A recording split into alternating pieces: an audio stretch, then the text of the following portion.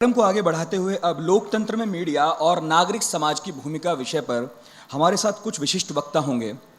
उनके विचार जानेंगे। मीडिया का हाल जो है वो तो हमने अनिरुद्ध जी से सुना ही, और हम खुद मीडिया में काम करते हैं तो बेहतर जानते भी हैं। लेकिन सिविल सोसाइटी जो लोकतंत्र के चेक बैलेंस के लिए बड़ी काम आती थी, वो खुद भी कहीं दरकी है, कहीं झुकी है, कहीं परेशान है। और मीडिया जो उसका सबसे बड़ा सहारा था, आज जब वो किसी खास पार्टी के साथ चलता है या किसी खास दल या रुझान के साथ चलता है, तो सिविल सोसाइटी की अपनी स्थिति भी बहुत दयनीय हो गई है। हमारा विषय है लोकतंत्र में मीडिया और नागरिक समाज की भूमिका। हमारे बीच अध्यक्षता करेंगे इस विषय की श्री राम बहादुर राय जी। वक्ताओं में हमारे साथ होंगी क्षमा शर्मा जी, इरा झा, श्वेता रश्मि जी, कमर वहीद नकवी जी, ओम थानवी जी, गुरदीप सिंह सप्पल साहब, अविनाश पांडे समर जी, राजीव नयन बहुगुणा जी, दयानंद पांडे जी, अशोक दास जी। सबसे पहले इस विषय पर बोलने के लिए मैं आमंत्रित करना चाहूँगा दयानंद पांडे जी को। हमारे बीच कहाँ हैं दयानंद पांडे जी? बैठे जी। 40 सालों से दयानंद जी पत्रकारिता कर रहे हैं, 2 दर्जन किताबों के लेखक रहे हैं। न जाने कितने सम्मान उन्हें मिले, एक लंबी सूची है। उनकी किताबों का अनुवाद भोजपुरी, अंग्रेजी से लेकर उर्दू तक हुआ है। भड़ास पर उनके 5 उपन्यास उनका प्रकाशन हुआ, जो मैंने खुद भी पढ़े। फेसबुक पर बहुत सक्रिय हैं, तमाम विषयों पर अपनी टिप्पणियों के लिए चर्चित रहते हैं। दयानंद जी हमारे बीच आएँ और विषय मैंने जैसा कि बता ही दिया है उस पर अपने विचार रखें। दयानंद जी, आपके हवाले मंच। जोरदार तालियों के साथ उनका स्वागत कीजिए।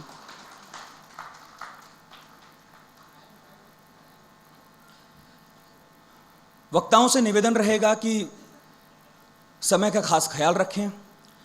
हमारे बीच वक्ता बहुत सारे हैं और सुनने के लिए सबको बेकरारी है। दयानंद जी से शुरुआत करते हैं और धीरे धीरे आगे बढ़ते हैं।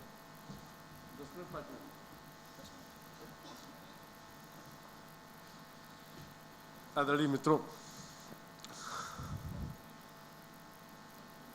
बहुत दिनों बाद नकवी जी को देख रहा हूँ। नकवी जी के साथ हमने नोवा टाइम्स में नौकरी की है। बहुत सारे और साथी यहाँ दिखाई दे रहे हैं। क्षमा जी को मैं पहली बार देख रहा हूँ, बहल जी को पहली बार दूसरी बार देख रहा हूँ। और भी बहुत सारे साथी हैं, जनार्दन यादव जी। पहली बात तो मैं ये कहना चाहता हूँ कि जब अखबारों में हम लोगों ने शुरुआत की थी, तभी जैसे बहल जी ने कहा कि संपादक खबर खोजते थे। वो ये कहना भूल गए कि संपादक आज की तारीख में व्यवसाय खोजते हैं। जैसे उस वक्त था कि खबर क्या है, इस वक्त पूछते हैं बिजनेस क्या है। चाहे वो इलेक्ट्रॉनिक चैनल हो, चाहे प्रिंट मीडिया हो, हर जगह बिजनेस। और जिलों में तो सीधे वो थमाते ही हैं कि कितना बिजनेस दोगे, कितना पैसा दोगे। अब एडवांस पैसा ले लेना, सारे चैनल कर रहे हैं, सारे अखबार कर रहे हैं। यशवंत बार बार छापते ही रहते हैं उस बारे में। 10 साल पहले जब यशवंत ने भड़ास शुरू किया, अखबारों से क्या देश से ही यूनियन विदा हो रही थी। सोचिए अगर भड़ास न होता तो तमाम सारे अखबारों में लोगों की जो यातनाएं मिल रही थी वो कहाँ लोग कहते। आप यकीन मानिए बहुत सारे लोग आत्महत्या कर लिए होते अगर भड़ास न होता तो। बहुत सारे लोगों के दुख, बहुत सारे लोगों की पीड़ा भड़ास ने जिस तरह से कही। अलग बात, भड़ास इधर लड़खड़ाया है, क्षमा करेंगे यशवंत जी, इधर वो पीड़ा दिखाई नहीं दे रही है तमाम लोगों को। जिस तरह से यूनियन दलाल हो गई थी, वैसे आज की तारीख में मीडिया भी दलाल हो गया, डिक्लेयर्ड दलाल हो गया। उसमें कुछ कहने की बात नहीं। बहल जी क्षमा करेंगे, अनुज बहल जो आजकल स्टिंग करते हैं वो सारे फर्जी स्टिंग होते हैं।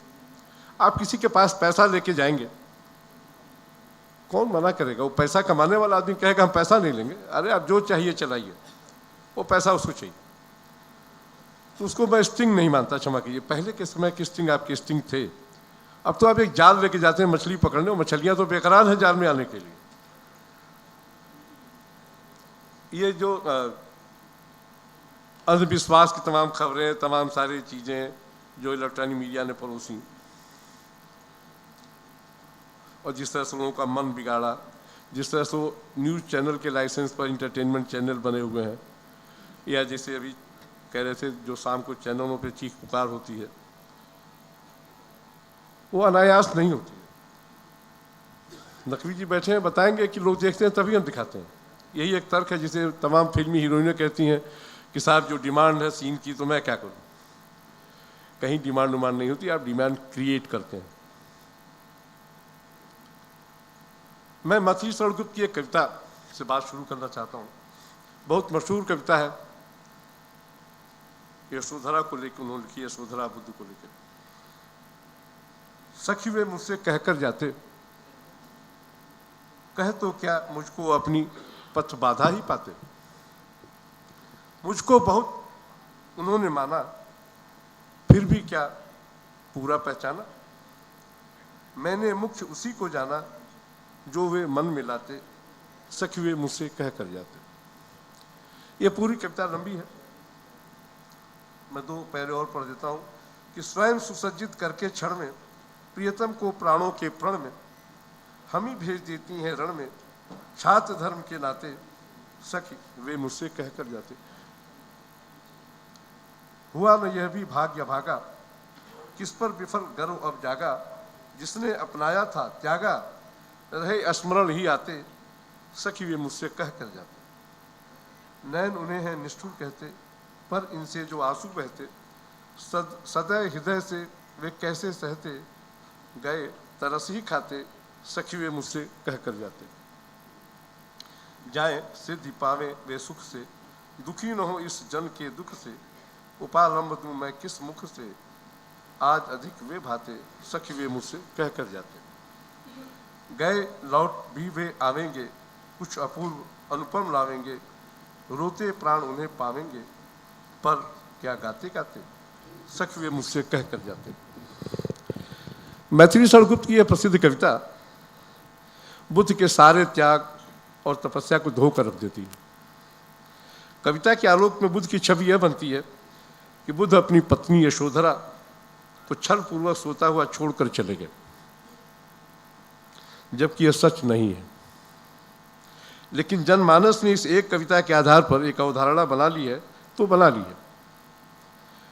अच्छा, मैथिली शरण गुप्त कोई मामूली आदमी नहीं थे। राष्ट्रभाषा भले न हिंदी हो, पर हमारे देश में राष्ट्रकवि का खिताब उन्हें हासिल है। कभी भी वो बहुत बड़े हैं, इसलिए उनकी कलम से निकला बुद्ध की पत्नी यशोधरा का यह दुख, यह यातना सच मान लिया गया। लेकिन यशोधरा और बुद्ध का सच मैथिली शरण गुप्त की इस कविता के विपरीत है।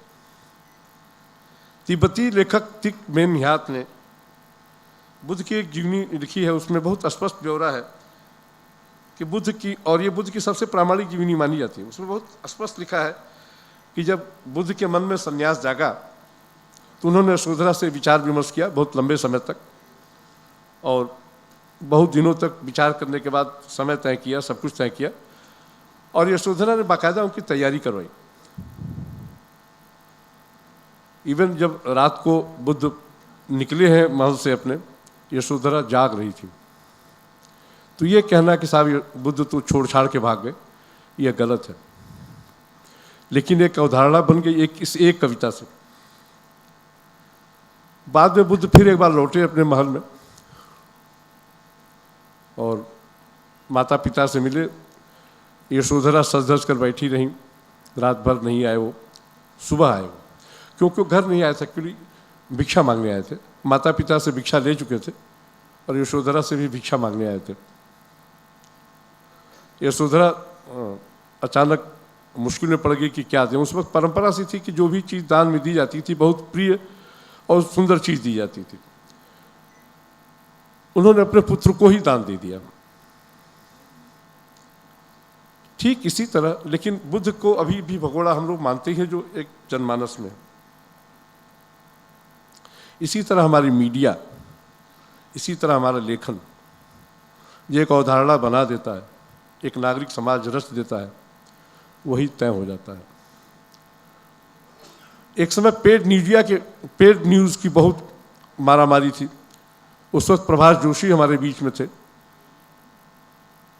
और उन्होंने पेड न्यूज़ के खिलाफ बहुत लड़ाई लड़ी। वो हार गए और निधन भी हो गया, नहीं जीत पाए वो। कृपया मुझे ये कहने को अनुमति दीजिए कि आज की तारीख में पेड न्यूज़ से भी ज़्यादा खतरनाक है एजेंडा न्यूज़ जो है, एजेंडा लेखन जो है, एजेंडा मीडिया जो है, बहुत खतरनाक है। और मेरे पास या हमारे पास एक प्रभात जोशी नहीं है इस एजेंडा मीडिया के खिलाफ लड़ने के लिए। एजेंडा मीडिया धीरे से आपके जीवन में प्रवेश करता है, बहुत धीरे से, आहिस्ता आहिस्ता एक समाज बनाता है, एक समाज बिगाड़ता है। और दुर्भाग्य है कि एजेंडा मीडिया नफरत, जहर और विभाजन की परंपरा डाल रहा है, बहुत आहिस्ता आहिस्ता। राम बहादुर राय अभी आए नहीं आए? जनसत्ता में हम लोग जब साथ में थे तो राम बहादुर राय से उन दिनों अखबार छपता नहीं था, छपने की तैयारी हो रही थी, बहुत समय हुआ करता था। एक्सप्रेस बिल्डिंग के पास जो एक छोटा सा बस स्टैंड था, बिल्कुल उपेक्षित था, वहाँ बहुत कम बसें भी आती थी, तो हम लोग वहाँ बैठे बतिया रहे थे। बात ही बात तो उन्होंने बताया कि वो गाजीपुर के रहने वाले हैं, BHU से पढ़े लिखे। तो मैंने उनको एक हरकेश प्रताप बहादुर सिंह कांग्रेस के, उन्होंने हमारे गोरखपुर से MP हुआ करते थे, उनका जिक्र किया और बताया कि BHU में भी छात्र संघ के अध्यक्ष थे। तो उन्होंने कहा हाँ, मैं भी तब वही था। उन्होंने बताया कि मैं भी विद्यार्थी परिषद से रहा हूँ। वो गुवाहाटी से उन दिनों लौटे थे जनसत्ता की नौकरी में। मैं राम बहादुर राय की तारीफ करना चाहता हूँ कि राम बहादुर राय विद्यार्थी परिषद से थे ज़रूर, लेकिन कभी भी उनकी खबरों में, उनके लेखों में भाजपा की वकालत मुझे नहीं दिखी। भाजपा की आलोचना जरूर दिखी, भाजपा की पैरवी नहीं की उन्होंने। जनसत्ता में मैंने माना कि हो सकता है प्रभात जोशी का अंकुश हो, इसलिए नहीं कर रहा हूँ। बाद में नवभारत टाइम्स गए और राजेंद्र माथुर के साथ उन्होंने काम किया। राजेंद्र माथुर को थोड़ा सा माना जाता है कि प्रो हैं वो, लेकिन वहाँ भी राम बहादुर राय के लेखों और खबरों में मैंने ये चीज़ नहीं पाई, बल्कि उनको चंद्रशेखर के ज़्यादा करीब पाया मैं, समाजवादियों के ज़्यादा करीब पाया मैं। आज की तारीख में क्या है, तमाम अखबारों में, चैनलों में मान लिया जाता है कि ये फला का तल्ला है, फला का कुत्ता है, फला पार्टी का ये है, फला पार्टी का वो है। एकदम विभाजन हो गया है। ये क्या हमारे समाज के लिए ठीक है क्या? आपकी प्रतिबद्धता, आपकी तमाम सारी पक्षधरता कहीं होनी चाहिए, लेकिन खबरों में भी अगर वो पक्षधरता खड़ी हो जाती है, विचारों में भी वो आप रखिए, कोई दिक्कत नहीं, विचार में आपकी कहीं समस्या नहीं है। मैंने प्रेमचंद की बहुत सारी राजनीतिक टिप्पणियां पढ़ी हैं। पूरा प्रेमचंद रचनावली में खंड ही है उनके अग्रलेखों का, उनके लेख, तमाम राजनीतिक लेखों का, सामाजिक लेखों का एक पूरा खंड है। प्रेमचंद के उन लेखों में कहीं भी नफरत, जहर नहीं है, आग है। पढ़कर खून खौल उठता है जब अंग्रेजी राज के खिलाफ वो लिखते हैं, लेकिन अंग्रेजी राज के खिलाफ भी वो कहीं अपशब्द नहीं बकते। वो देश के प्रति चेतना तो जगाते हैं, लेकिन जहर नहीं फैलाते। आज की तारीख में क्या हो रहा है आप पढ़ लीजिए। मैं इसीलिए फिर दोहराना चाहता हूं कि पेड न्यूज़ से भी ज़्यादा खतरनाक है एजेंडा मीडिया। एजेंडा जिस तरह से हमारे समाज को नष्ट कर रहा है, बहुत भयावह स्थिति है। ये अवधारणा आहिस्ता आहिस्ता बनती है हर चीज़ के बारे में। अब एक फेंकू है, एक पप्पू है। हम लोग जब पढ़ते थे, बच्चे थे, तो एक नारा सुनते थे, गली गली में शोर है, इंदिरा गांधी चोर है। या उन दिनों CB गुप्ता मुख्यमंत्री थे, लोग कहते थे गली गली में चाकू है, अरे CB गुप्ता डाकू है। ये बच्चों के नारे थे। अब अगर कोई एक राष्ट्रीय अध्यक्ष कहता है इस तरह की बात, तो और उसको लेके आप बहुत उत्साहित हो जाते हैं, तो क्षमा कीजिए, अच्छी स्थिति नहीं है। इसको रोका जाना चाहिए और बताया जाना चाहिए। आपने एक विभाजन जो कर दिया ना समाज में, कि आपको कश्मीर के पत्थरबाज अचानक बच्चे लगते हैं और सेना बलात्कारी दिखती है। यह अप्रोच बदलना पड़ेगा। किसी एक व्यक्ति के विरोध में आप इतने नष्ट हो जाइए कि समाज को नष्ट करने लगे। आपको नरेंद्र मोदी से बहुत चिढ़ है, बहुत नफरत है, एक राजनीतिक डायनामाइट बनाई उड़ा दीजिए उस आदमी को, कोई दिक्कत नहीं है, लेकिन समाज में विभाजनकारी चीज़ों को मत डालिए। मैंने फिर कहा ना कि प्रेमचंद को मैंने पढ़ा। प्रेमचंद अंग्रेज़ों के खिलाफ जिस तरह से, जिस करारे ढंग से लिखते हैं, उसका कोई हिसाब होता नहीं है। हमारे यहाँ जो पक्षकार बन गए हैं पत्रकार, वो बहुत खतरनाक स्थिति में डाल रहे हैं लोगों को। ये अच्छी स्थिति नहीं है। मैं मैथिली शरण गुप्त की बात को फिर से दोहराना चाहता हूं, जो उन्होंने यशोधरा के बहाने बुद्ध को जो छवि बनाई, वह छवि आप मत बनाइए किसी बुद्ध के लिए। बुद्ध की तपस्या, बुद्ध का त्याग, बुद्ध का विपश्यना आज भी बहुत प्रासंगिक है। बुद्ध की अहिंसा, आप देखिए ना, गांधी को लीजिए, गांधी के पास अपना कुछ नहीं है, वो कई चीज़ों को जोड़ते हैं, जैसे बुद्ध की अहिंसा लेते हैं, वो मालवीय की, मदन मोहन मालवीय का स्वदेशी लेते हैं, वो टैगोर की और टॉलस्टॉय की फिलॉसफी लेते हैं, फिर जाके वो गांधी बनते हैं। एक साथ कई चीज़ों को जोड़ते हैं, और उनके पास जो सबसे बड़ी ताकत है वो बुद्ध का सत्य ही है और अहिंसा ही है। वो उनके खिलाफ बहुत सारी बातें हुई और बहुत सारी बातें होती रहती हैं आज भी, लेकिन आप गांधी वांगे में पढ़िए, उसमें बहुत सारी चीज़ों के बारे में, अपने बारे में, अपने पत्रों में, अपने लेखों में वो खुद ही सारी बातें बताते जाते हैं। और जब कोई उनके महावीर भाई की चिट्ठियाँ मैंने पढ़ी हैं, तो एक बार महावीर भाई ने उनको तमाम सारी गांधी ने उनको जवाब भी दिए हैं, लेकिन महावीर भाई एक बार चिट्ठी में जब वो कहते हैं तो लिखते हैं कि भाई मेरा भंडाफोड़ तुम कर दो ना। वो अपने सत्य के प्रयोग को लेकर बहुत चिंतित है महावीर।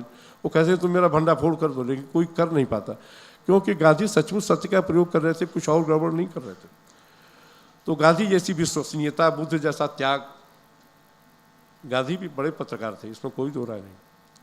आपको बताऊं कि मैं गोरखपुर का रहने वाला हूँ। सुनता हूँ कि जब महावीर प्रसाद पोद्दार ने कल्याण पत्रिका निकालनी शुरू की, या मतलब उसकी योजना बनाई, तो उन्होंने उसका संपादक बनने के लिए महात्मा गांधी को न्योता दिया और चिट्ठी लिखी कि आप इसके संपादक बने। महात्मा गांधी ने बहुत स्पष्ट उनको चिट्ठी लिखी कि मेरे पास इस तरह राजनीतिक कामों की व्यस्तताएँ इतनी ज़्यादा है कि मैं उसकी ईमानदारी से व्यवस्था संभाल नहीं पाऊँगा संपादक की, लेकिन एक संदेश आपको मैं ज़रूर देता हूँ कि आप इस पत्रिका में कभी भी विज्ञापन मत छापिएगा। कल्याण आज भी हिंदी की सबसे बड़ी पत्रिका है, दुनिया भर में पढ़ी जाती है। आप उससे सहमत होइए असहमत होइए, वो आपकी मर्जी है, लेकिन बिना विज्ञापन के सर्वाधिक प्रसार संख्या वाली पत्रिका वो आज भी है। आज हमारा मीडिया, चाहे इलेक्ट्रॉनिक हो चाहे प्रिंट हो, सिर्फ इसलिए बिगड़ गया है कि वह विज्ञापन के चक्कर में जितना नीचे जा सकता है तो उससे भी नीचे जा चुका है, सिर्फ व्यवसाय के लिए। सिर्फ व्यवसाय, और व्यवसाय कुछ नहीं दिखता। जो लोग रियल एस्टेट में ही थे, जो प्रिंट, जो अखबार वाले, वो भी आज रियल एस्टेट में चले गए। एक से एक लफंगे लुच्चे अखबार निकाल रहे हैं और हम हमारे साथी वहाँ काम कर रहे हैं। ये बहुत बुरी स्थिति है। और अगर कोई बिल्डर, कोई व्यवसायी अखबार निकालेगा तो काहे नहीं पीएमओ ऑफिस की बात तो मानेगा? उसको तो धंधा करना ही है ना। बहुत कम रामनाथ गोयनका होते हैं। रामनाथ गोयनका ने जब जब ज़रूरत पड़ी, चाहे ब्रिटिश राज रहा हो, चाहे इमरजेंसी रही हो, चाहे कोई राज रहा हो, वो जिस बहादुरी से वो लड़ते रहे हैं, आज की तारीख में कोई लड़ना सोच सकता है क्या? अभी अनिरुद्ध बहल बात कर रहे थे विनोद मेहता और आउटलुक की।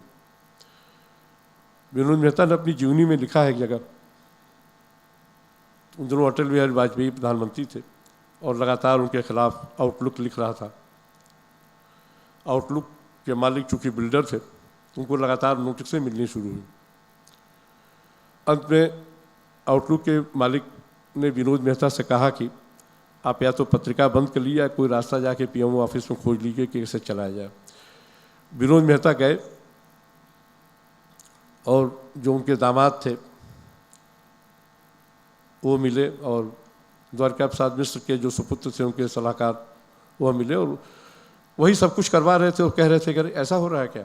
विनोद मेहता ने बहुत साफ साफ चीज़ें लिखी हैं, और खैर किसी तरह से उन्होंने कुछ रियायतें दी कि आप पत्रिका निकालिए। वो किसी तरह से निकलने लगा। 2-3 मिनट में मैं अपनी बात खत्म कर रहा हूँ। अब जैसे कुछ चीज़ें हैं, जैसे अफजल को अफजल की फांसी को आप जुडिशियल क्लीनिंग कह देते हैं। अफजल हम शर्मिंदा है, तेरे कातिल जिंदा है जैसे नारे लगा देते हैं, और उसका कुछ मीडिया के लोग साथ दे देते हैं। ये क्या अच्छी स्थिति है? क्या कोई अफजल ने क्या किया था ये लोग क्यों भूल जाते हैं? आजकल एक नारा फिर से जीवित हुआ है, जय भीम जय मीम।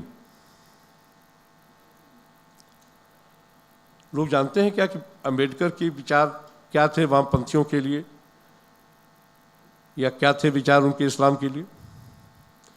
एक किताब पूरी लिखी अंबेडकर ने। जब पाकिस्तान का बंटवारा हुआ तो उन्होंने लिखा, और जाहिर है गलत लिखा, मैं उससे सहमत नहीं हूँ, लेकिन उन्होंने लिखा कि अच्छा हुआ कि देश का बंटवारा हो गया, अभिशाप हमारे देश से चला गया। और इस्लाम को अभिशाप मानते थे।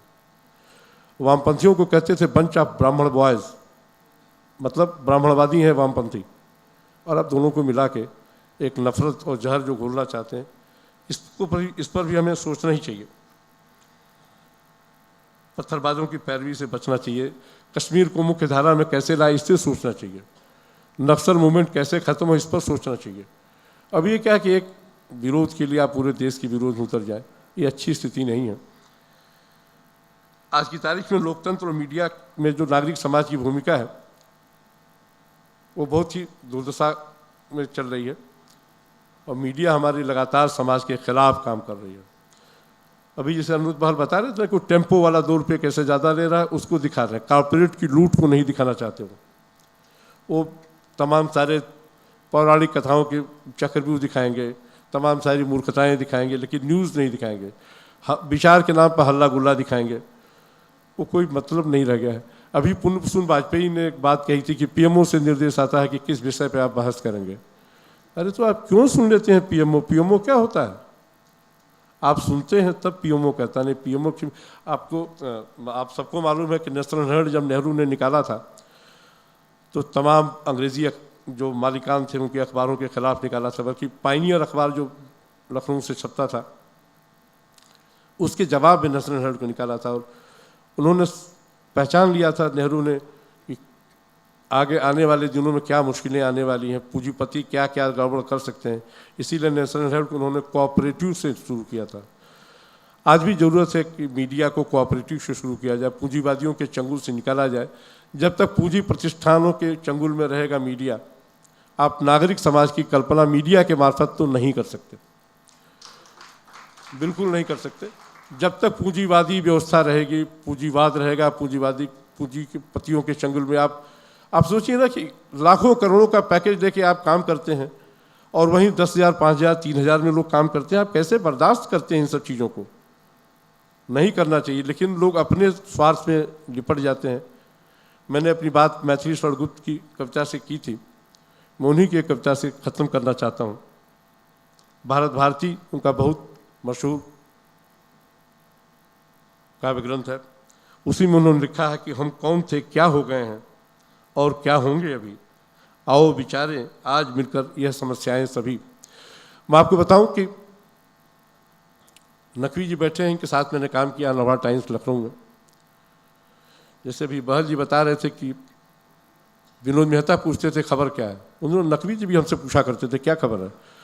और मुझे याद है नकवी जी उन दिनों मेरी खबर उछाल उछाल के छापते थे, टॉप बॉक्स बना के छापते थे। नकवी जी को शायद याद होगा, खबर छपती थी और 2 घंटे में लोग अरेस्ट हो जाते थे। वह ताकत थी खबरों की। और आज खबरें छपती तो लोग पूछते हैं किसने छपवाई हैं। नकवी जी के पास कई बार मेरी खबरों के लिए दबाव भी आया। मैं बहुत उनको याद और बहुत अच्छे से याद करके कहना चाहता हूँ, नकवी जी उन दबावों में आते ही नहीं थे और हमें चुपचाप बकअप करते थे कि चलिए। और नकवी जी के साथ एक और पता नहीं आपको क्या करते हैं मैं नहीं जानता, इसलिए नहीं दबाव में आते थे कि उन दिनों ये अगर बुखार हो जाता था तो बुखार की भी दवा नहीं लेते थे। और मैंने एक बार पूछा जब इनको वायरल हो गया कि जाके घर पे, तो दवा वाली उनका नहीं, दवा नहीं, क्या ज़रूरत है दवा की, बुखार आया अपने आप जाएगा। तो तमाम सारे दबावों को भी मुझे याद है। अब कम से कम मेरी खबरों के बाबत तो मुझे याद है कि खबरें पर जब दबाव आता था तो ये उन दवाओं को उसी तरह निकाल देते जैसे बुखार की दवा नहीं लेते थे और चुपचाप खबरों को आगे बढ़ा देते थे। और मुझे आज भी वो दिन बहुत अच्छी तरह याद है कि खबर छपती थी और दूसरे दिन खबर छापनी पड़ती थी नकवी जी को ही कि फलाने अरेस्ट हो गया, और उसकी फ़ोटो छपी हुई, फ़ोटो भी छपती थी गिरफ्तारी की। उसी मीडिया की आज भी जरूरत, क्या वो नवभारत टाइम्स तब पूंजीपतियों का नहीं था कि आज नहीं है। अब आज क्या हो सकता है, एक घटना का जिक्र करके मैं बात अपनी ख़त्म करूँगा। खुशवंत सिंह की आत्मकथा है, बहुत रोमांचित करने वाली है। उसमें एक जगह उन्होंने लिखा कि जब वो हिंदुस्तान टाइम्स के संपादक होकर आए तो एक दिन बिरला ने उनको बुलवाया और पूछा कि कोई दिक्कत हो तो बताइए, कोई ज़रूरत हो तो बताइए। खुशवंत सिंह ने लिखा कि उन्होंने बहुत साफ बताया कि माइनॉरिटीज़ को लोग नहीं हैं अखबार में, कम है, उनको भरना पड़ेगा। बहुत सारे विषयों के लोग नहीं हैं, उन लोगों को रखना पड़ेगा। बहुत सारे फालतू लोग हमको हटाना पड़ेगा। तो बिरला ने उनसे कहा था, भाई देखिए, आप रखने को चाहे जितने और जैसे लोगों को रखना हो रख लीजिए आप, लेकिन निकाला एक नहीं जाएगा। आज संपादक बताते हैं कि लिस्ट बना देते हैं कि इतने को तो निकाला ही जा सकता है।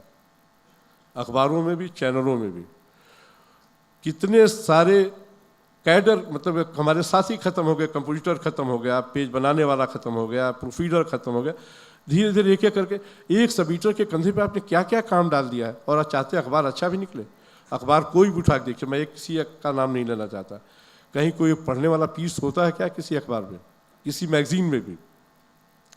पहले हम लोग भाषा के लिए जोर देते थे कि अखबारों में भाषा होनी चाहिए, पठनीयता होनी चाहिए, उसका स्वाद होना चाहिए।